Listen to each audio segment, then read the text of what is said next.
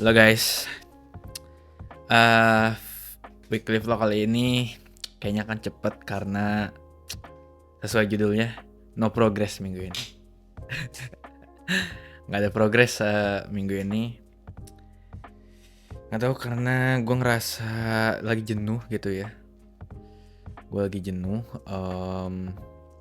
Gue pengen biasanya gue kalau lagi asik itu main cloud, bikin aplikasi internal gitu buat meningkatkan produktivitas gue. Tapi hari ini gue lagi jenuh banget, jadi minggu ini gue jenuh banget, jadi gue nggak main AI sama sekali. Terus maksudnya nggak main cloud ya. Terus untuk kerjaan juga, karena kerjaan gue full untuk bikin presentasi ya, karena kan untuk level gue senior, gue harus bisa mempresentasikan sesuatu atau technical things dalam presentasi yang bagus, yang gampang dicerna oleh tim, oleh manajer, oleh head juga. Kebetulan gue akan present minggu depan ke head of department, jadi gue fokus di bikin presentasi, dan bikin presentasi itu capek.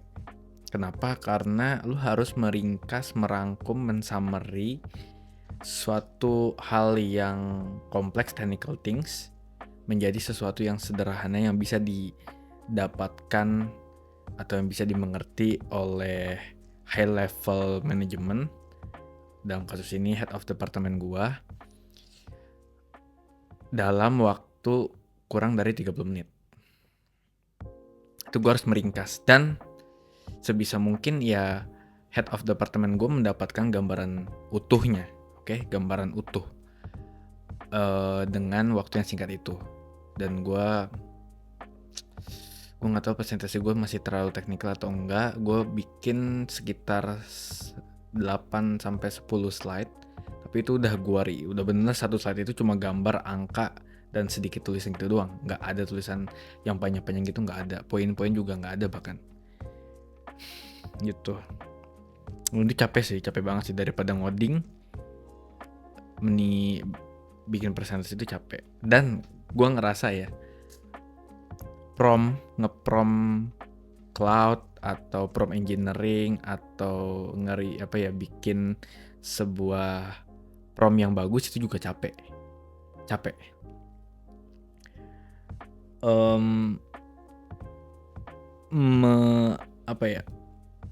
Membuat ide lu itu menjadi sebuah paragraf, sebuah prompt yang detail, yang jelas dengan bahasa Inggris, itu capek banget.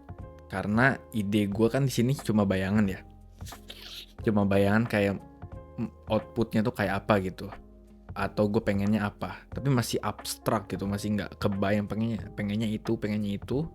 Tapi ketika gue coba mentranslate ke sebuah paragraf, sebuah deskripsi, itu bingung. Apalagi gue pakai bahasa Inggris kan, gue nggak pernah nge-prompt pakai bahasa Indonesia, gue selalu pakai bahasa Inggris.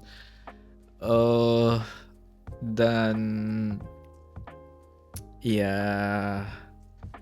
capeknya yaitu mendeskripsikan sesuatu yang abstrak menjadi lebih detail.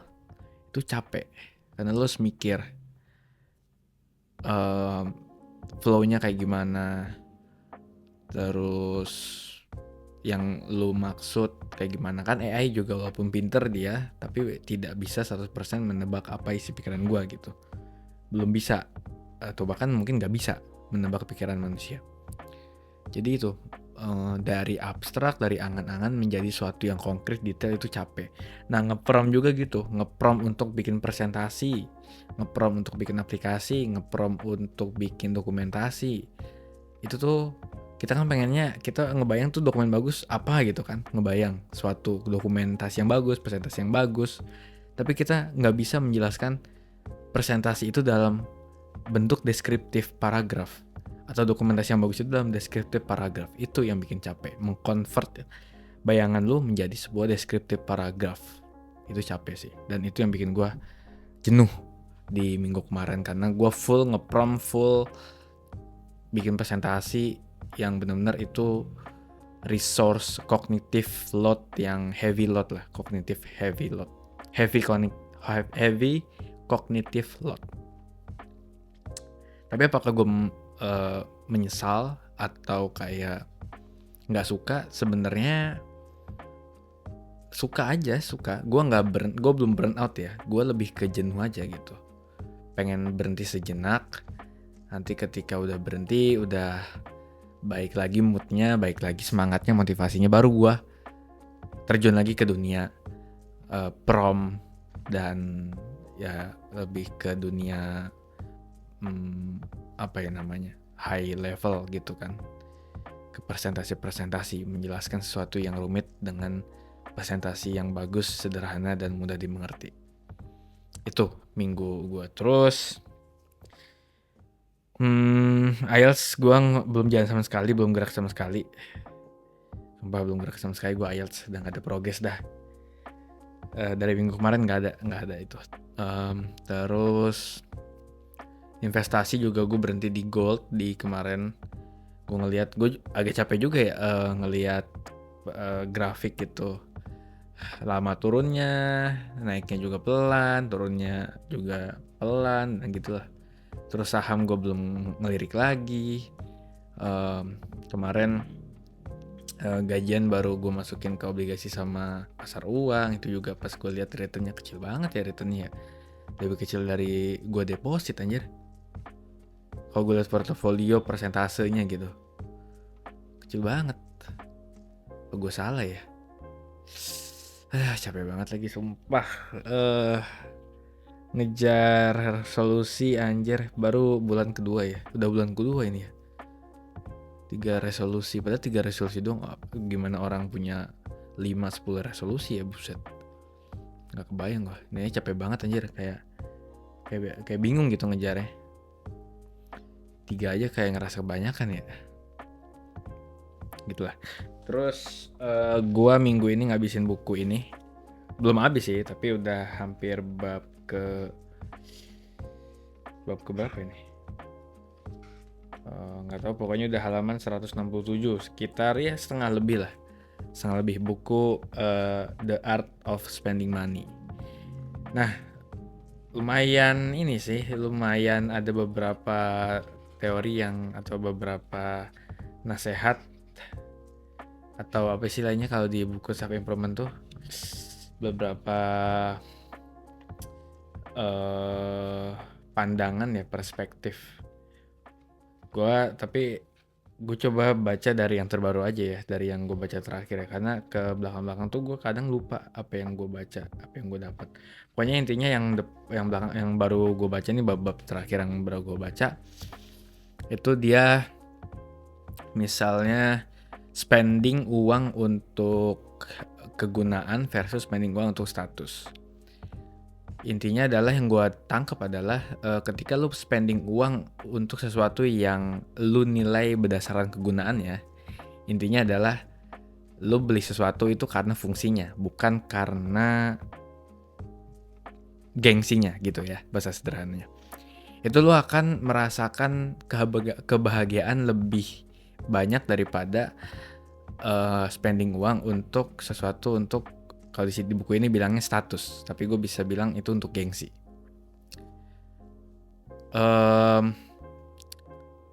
Karena ketika lu membeli sesuatu berdasarkan fungsi, lu tuh nggak nyari nggak spending untuk beli barang yang terlalu mewah atau terlalu jelek. Kayak lu nyari yang pas gitu, yang pas sesuai budget, dan ya udah, lu nggak punya sesuatu yang harus dibandingkan dengan orang gitu. Beda halnya dengan kalau lu spending uang untuk suatu gengsi. Gengsi itu kan patokannya eksternal atau faktor orang luar. Ketika lu beli sesuatu karena lu ngeliat, wah orang ini bisa terlihat lebih bahagia karena punya ini nih, kayaknya gue juga harus punya ini. Dan mungkin orang ini juga dipandang oleh sekelompok orang karena punya mobil A, karena punya laptop A, HP A, dan lain sebagainya. Kayaknya gue harus beli itu juga gitu. Jadi nggak ada habisnya. dan ya masuk akal sih. Dan gue ngerasa kenapa gue kayak santai-santai aja gitu keuangan gue, nggak ngerasa stres, nggak ngerasa kayak nggak ngerasa stres aja keuangan walaupun uangnya dikit ya, tapi kayak bahagia-bahagia aja gitu. Karena ya gue nggak pernah beli sesuatu yang berdasarkan kata orang gitu. Misalnya lu harus beli HP ini nih karena bagus bla bla bla, harus beli sepatu ini nih, lu harus beli misalnya apa ya, laptop ini nih, harus beli apa itu, harus nge-build PC misalnya kalau di gua kan dunia-dunianya pro gamer harus beli iPhone misalnya. Gua nggak ada kemauan gitu. Gua kayak mikir ya gue beli sesuatu kalau emang beneran fungsinya gue butuhin. Misalnya kalau gue beli HP fungsinya buat apa nih? Buat foto gue ada kamera. Terus buat game ya udah, kalau buat game gue harus beli HP yang ya dengan spek yang cukup untuk nge-gaming tapi gak usah mahal-mahal gitu. Terus apalagi misalnya untuk apalagi ya, misalnya gue harus beli misalnya motor harus misalnya NMAX gede, bisa muat banyak atau bisa bagasinya gede. Nggak butuh juga gue gede-gede. Buat apa gue aja bawa tas, setiap hari bawa tas. Gue juga cuma butuh tas buat misalnya kalau buat main cuma buat jas hujan sama payung gitu-gitu. Jadi buat apa itu? Ya gue nggak ngerasa itu penting buat gue. Walaupun orang misalnya beli motor atau beli HP atau beli baju, beli sepatu, kayak sepatu misalnya, wah lu sepatu harus ini nih biar keren nih sepatu ini nih gitu. Sepatu yang penting sepatu gitu, bisa lu pakai alas kaki lu nggak kepanasan, iya udah gitu. Gue udah jadi bapak-bapak kali ya. Terus kayak misalnya oke, gue beli sepatu agak mahal nih, misalnya sepatu lari, tapi ya udah gue beli sepatu itu emang tujuannya bukan untuk gengsi. Gue cari fungsi sepatu yang mungkin agak mahal karena gue percaya kualitasnya dan akan awet. Ya udah gue beli aja gitu. Dan udah habis itu gue nggak perlu beli yang merek-merek lain atau nyobain tipe-tipe lain. Ya yang penting gue udah punya sepatu lari khusus, udah selesai. Sepatu khusus kerja udah selesai. Gue nggak pernah beli lagi. Jadi itu aja. Baju juga gitu, baju, celana, jaket, gue cuma punya beberapa itu doang. Gue bisa pakai baju yang sama ini misalnya seminggu gitu berturut-turut. Mungkin 3 hari lah berturut-turut gitu. Seminggu mah udah bau kali. 3 hari berturut-turut, bahkan ya kalau misalnya emang gue kerjanya online, WFH atau gue nggak kemana-mana, ya udah. Selama gue nggak keluar rumah, gue pakai baju itu aja, gitu kan.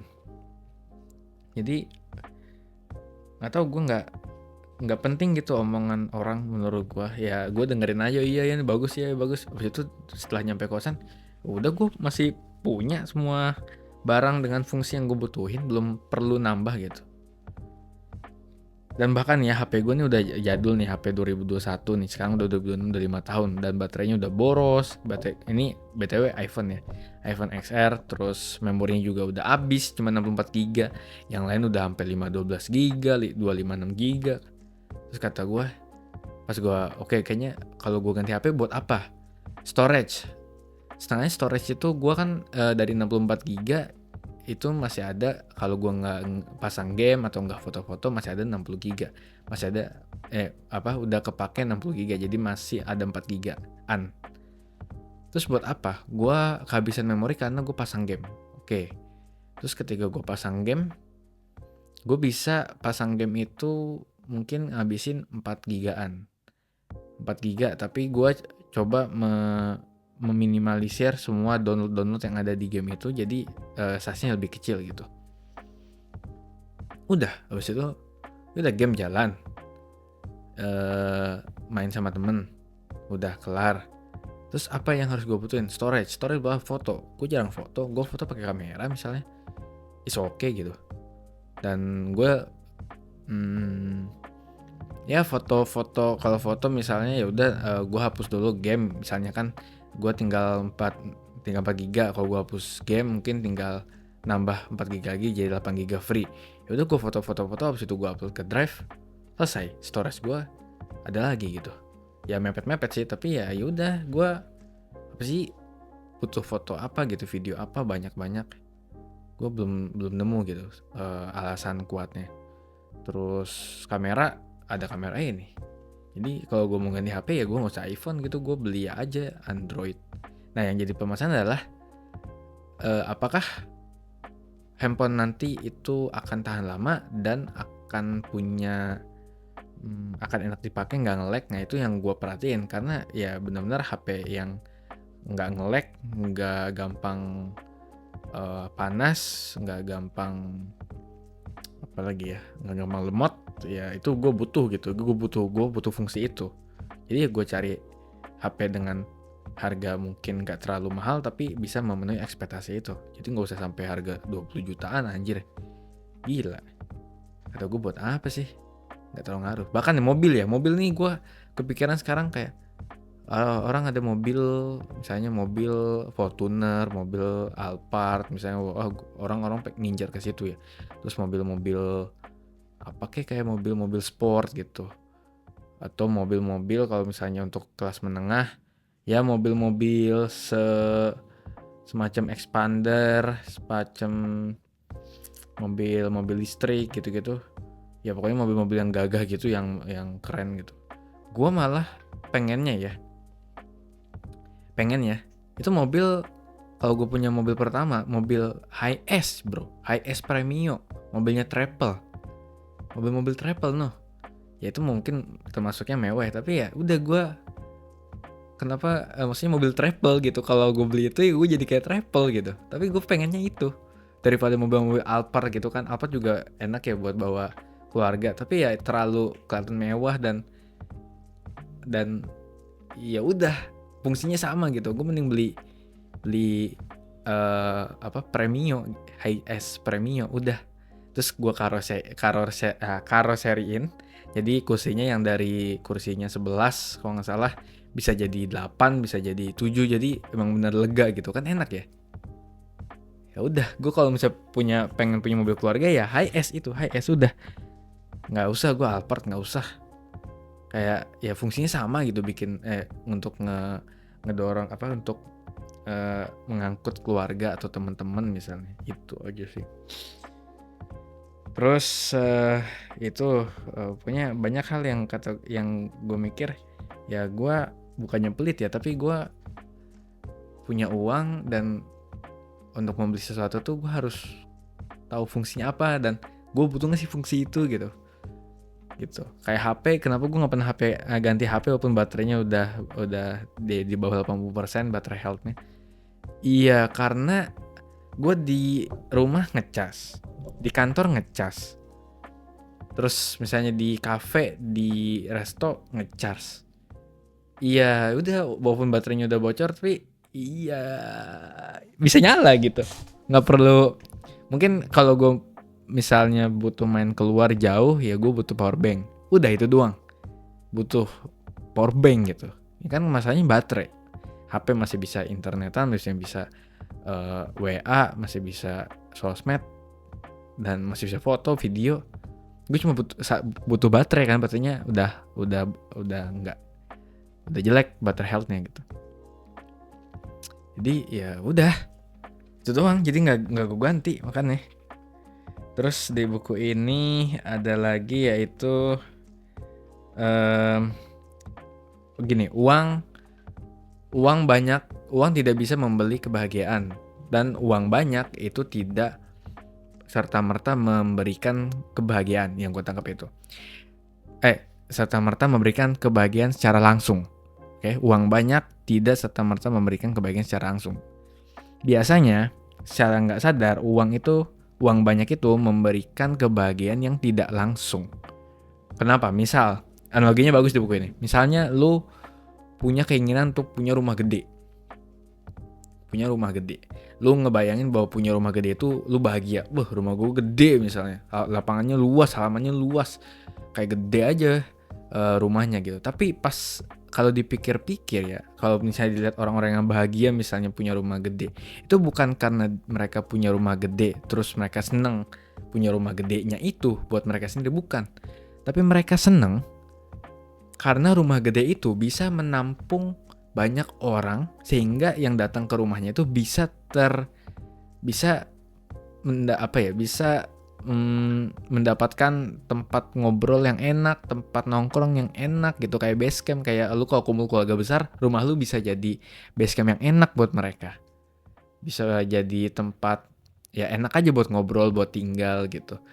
Jadi rumah gede itu bukan buat lu sebenarnya secara nggak langsung. Rumah gede itu yang bikin bahagia karena banyak orang, temen-temen lu, keluarga besar lu yang bisa datang ke rumah lu nongkrong dan ketawa bahagia, ketawa ngakak ngikik gitu di ruang tamu atau di ruang, atau mungkin lu punya kamar banyak, lu bisa kayak kalau ada bertamu bisa, dan tamunya nginep bisa ngasih fasilitas tempat tidur yang oke, kan ngelihat orang seneng gitu. Udah gitu. Coba bayangin temen lu nggak punya teman, misalnya lu kaya tapi lu nggak punya teman, keluarga lu juga nggak gede-gede amat, atau makan keluarga lu mungkin menjauh karena mungkin lu kaya tapi gimana gitu, kayak jauh aja dari keluarga.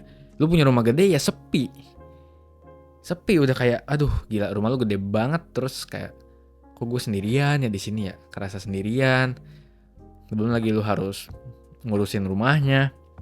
Kalau rumahnya kegedean lu harus ada pembantu, lu nggak mungkin ngebersihin sendiri. Dan pembantu juga ya udah datang cuma buat bersih-bersih, habis itu setelah bersih kerjaan kelar mereka pulang, mereka kemana gitu. Jadi mereka datang buat kerja, bukan keluarga lu gitu. Bukan kayak ngundang temen dan lain sebagainya. Dan kalau tiap hari pembantu misalnya ada di rumah lu gitu, ya lama-lama bosen juga gitu, kayak ketemu orang-orang itu. Dan ya gimana sih, mungkin pembantu lu juga mungkin nggak seasik temen lu, nggak seasik keluarga lu gitu. Jadi punya uang banyak itu sebenarnya bukan uang yang memberikan lu kebahagiaan, tapi hasil apa yang uang lu, apa yang lu beli pakai uang lu itu yang membuat kebahagiaan tidak langsung yang datang ke lu, seperti acara-acara keluarga atau acara-acara kumpul temen yang bisa diselenggarakan di rumah lu lebih enak dan bisa nampung lebih banyak orang. Itu yang bikin lu bahagia. Dan masih banyak lagi, kayak misalnya lu punya mobil, gue misalnya punya mobil high-S Premio gitu, mobil travel gitu. Yang gue bahagia bukan karena gue punya mobilnya, tapi karena mobil itu bisa mengangkut banyak temen gue, at least ngangkut 10-11 orang gitu. Atau keluarga gue bisa ngangkut keluarga inti sama mungkin keluarga gue sama keluarga mertua misalnya nanti di satu mobil, kan enak bisa ngobrol gitu kan. Gitu maksud gue. Jadi ya mobil walaupun mobil travel ya gue nggak peduli, gue suka aja mobil itu karena bisa nampung banyak orang gitu. Itu yang bikin gue bahagia, bukan mobilnya ya. Kalau mobilnya mah gue mending gue beli mobil Lamborghini atau mobil sport atau mobil BMW atau mobil apa yang kelihatan maco men kayak gitu. Terus bisa balapan. Enggak juga sih. Jadi itulah seminggu ini gue menghabiskan waktu untuk baca buku ini. Masih banyak sih sebenarnya advice dari buku ini, tapi gue yang awal-awal gue lupa pokoknya. Nanti kalau ada lagi gue coba baca ulang, nanti baca ulang cepet kalau udah habis, biar gue kasih satu segmen khusus aja nih buat ngebahas buku ini. Oke. So ya itu aja dari gue, karena emang gak ada progres. Gue cuma lagi jenuh, dan ketika lagi jenuh gue baca buku tuh lebih asik rasanya. Tapi kalau lagi semangat baca buku tuh gak konsen, karena gue pengen mengerjakan sesuatu, menuntaskan rasa penasaran gue. So oke, itu aja vlog dari gue, wikivlog minggu ini. Dan ya sampai jumpa di video vlog selanjutnya minggu depan. Semoga ada progres yang signifikan yang bisa gue share ke lo semua. Goodbye, see you in the next video. Bye-bye.